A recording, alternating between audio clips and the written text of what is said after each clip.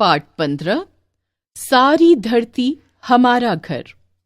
हमारी धरती पर विविध प्रकार के प्राणी हैं। आओ इस पाठ को पढ़कर उनके बारे में जानें। मेरा नाम सुयशा है।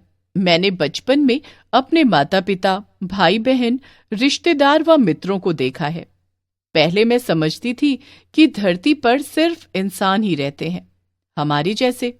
पर बाद में मैंने आकाश में पंख पसार कर उड़ते पक्षी देखे, अपने घर की खिड़की पर बैठी गौरैया देखी, दाना चुगते कबूतर देखे, तितलियों को फूलों पर बैठे देखा, कतार बनाकर घूमती चींटियों को देखा, पेड़ों पर उछलते कूदते बंदर देखे। तब मैंने सोचा, दुनिया में कितनी तरह के प्राणी हैं। एक दिन मुझसे रहा न गया और मैंने यही सवाल अध्यापिका जी से पूछ लिया।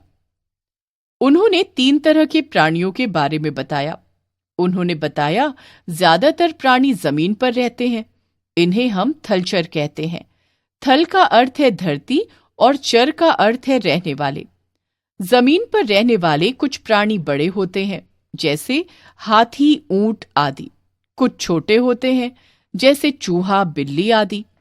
कुछ प्राणी धरती पर रेंगते भी हैं, जैसे सांप, केचुआ आदि। आसमान में उड़ने वाले प्राणियों को नभचर कहते हैं।